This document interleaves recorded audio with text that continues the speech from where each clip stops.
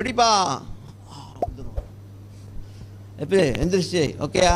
அங்கே ஓகேயா இல்லையோ, விழுந்தால எந்திரிச்சானா ஓகே தான்.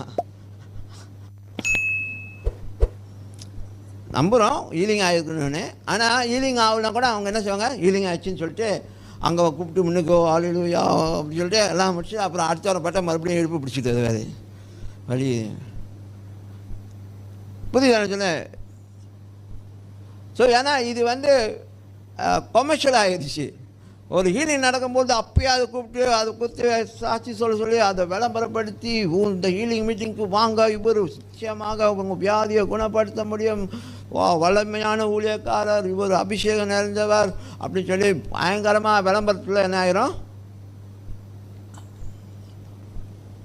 என்ன அதெல்லாம் கேட்க வேணாம், விசுவாசம் இருந்தால் போதும்.